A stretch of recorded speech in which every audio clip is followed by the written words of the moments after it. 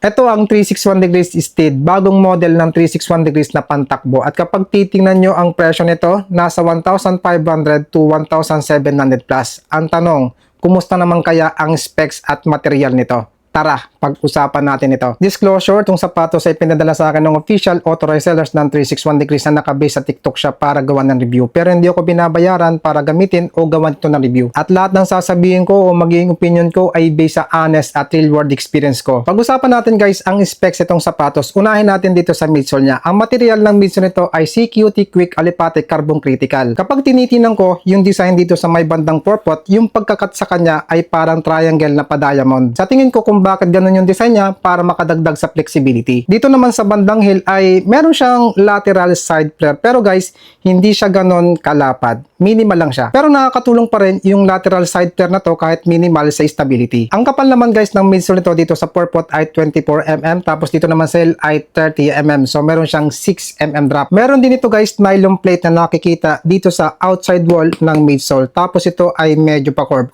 Nakikita rin guys dito sa inner side wall ng midsole pa-curve din ito. So yung mga pa-curve na yan ay nakatulong sa stability ng sapatos. Bukod pa dito, yung nylon plate niya guys ay mula dito sa forepot papunta dito sa may bandang heel para makadagdag sa proportion. At yung design ng nylon plate ay double fork. Hindi siya malapad kundi meron siyang bakante dito sa may bandang forepot. Tapos dito sa may bandang heel ay bakante rin. Sa tingin ko kung bakit ganun ang design ay para mas maging flexible ito. Yung rubber naman ito guys, ang nakalagay dito ay Rabistec. Tapos malawak yung coverage na. Marami din siyang pattern para makatulong sa grip. Napansin ko lang din guys dito sa outsole ay hindi siya malapad kundi parang narrow siya. Lalo na dito sa may bandang gitna medyo makipot. So tingnan natin kung magiging unstable yung takbo natin dito. Sa upper layer naman ito, single layer gawa sa twisted composite precision yarn. Pansin na pansin yung pagkagawa sa kanya ay breathable. Yung overlay na nagbibigay ng structure dito sa may bandang toe box para hindi mag-collapse ito ay nasa ilalim ng tela. Pero dito sa kabila, nakalabas yung overlay. So para sa akin, sana binuo na lang nila ito, nilabas na lang nila yung overlay para kapag natalsikan o nandikitan ng dumi ay madaling linisan. Dito naman guys sa inner side wall ng upper layer, may nakalagay ditong all speed. So pwede siya sa mabagal na takbo at sa mabilis na takbo. Dito naman guys sa outside wall ng upper layer, meron siyang medyo makapal na overlay para magbigay ng maayos na structure. Yung sintas naman ito ay para siyang katulad ng mga pang racing ng 361 degrees na mayroong bilog-bilog sa gilid para mailak ng maayos. Tapos, para sa akin, tama-tama lang yung haba nito para may tali ko to ng maayos. Yung tang naman ito guys, dito sa part na to, meron siyang padding. Malambot yung nararamdaman ko dito. So, nakakatulong ito para maging comfortable yung upper part ng paa natin. Yung collar lining naman niya, meron siyang padding. Malambot yung nararamdaman ko dito. Pero hindi ito makapal. Manipis lang ito. Dito naman guys sa back, meron siyang dalawang material. Dito sa taas, soft yung nararamdaman ko dito. Malambot din ito guys. Madali siyang matupi. Dito naman sa baba, para siyang manipis na film. Medyo matigas ito. Pero guys, hindi sobrang tigas. So para sa akin, itong back ay merong support sa stability pero hindi siya ganon kalaki. So kung meron kang stability issue, be aware. Ito naman guys, yung kanyang insole para sa akin ay tamang-tama lang yung kapal nito. Malambot, yung pagiging malambot nito nakakatulong sa cushioning ng sapatos. Tapos flat lang siya. 216 grams sa size 7. Tara, subukan na natin to sa pagtakbo.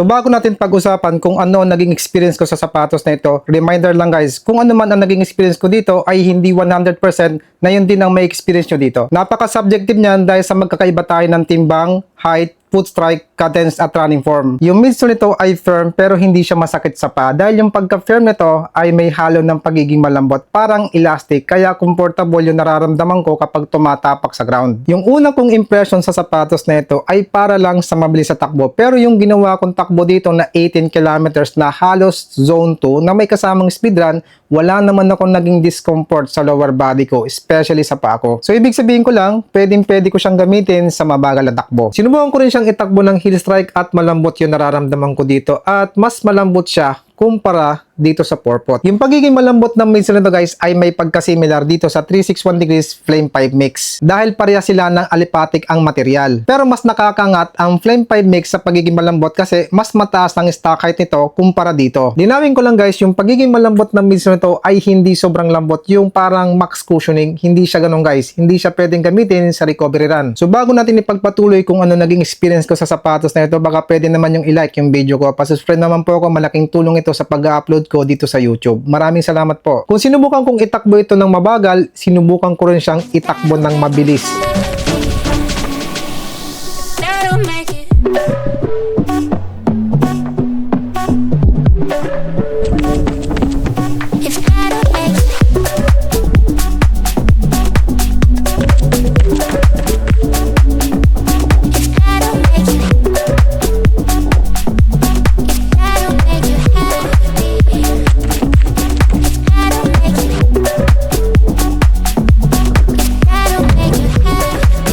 Ang bouncy na nararamdaman ko sa midsole nito, pero guys, hindi sobrang lakas yung pagka-bouncy niya. Sapat lang para magamit ko sa speed run. Isa pa sa napansin ko habang tumatakbo ko na mabilis, ang gaan niyang itakbo. At para sa akin, yung nakasulat dito sa upper layer na all speed ay tugma naman. Pwede siya sa mabilis na takbo at sa mabagal na takbo. So ibig sabihin, daily trainer ang sapatos na ito. So, relax lang din yung rocker nito. Hindi ka pinipilit nito tumakbo na mabilis at nagbibigay ng smooth at control na transition. Isa pa sa napansin ko sa sapatos na ito habang tumatakbo ko, ang flexible niya. Try kong i-bend sa inyo guys para makita nyo kung gaano siya ka-flexible.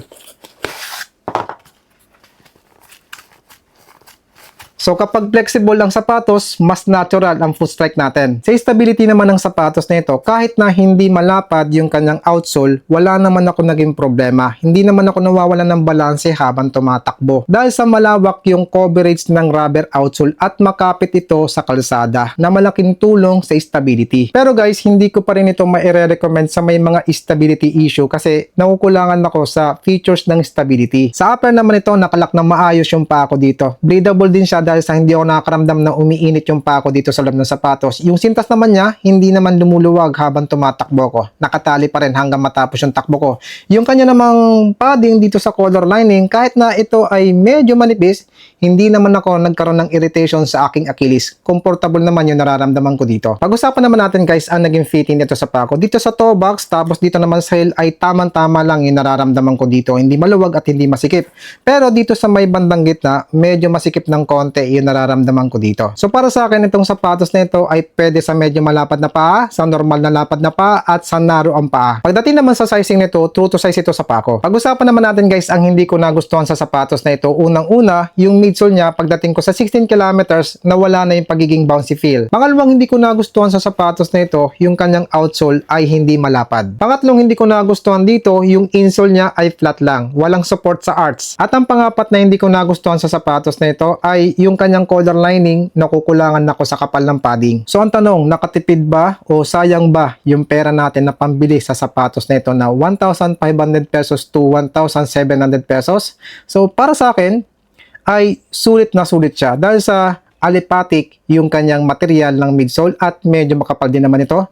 Meron siyang plate, tapos yung kanyang rubber outsole ay full coverage. At natapos ko naman yung 18 kilometers sa takbo ng maayos. So yan lang po muna masabi ko sa sapatos na ito. Kung interested po kayo dito sa sapatos, ilalagay ko po sa description ng link kung saan mabibili. Maraming salamat po sa panonood at suporta. Ingat po kayo. Run safe.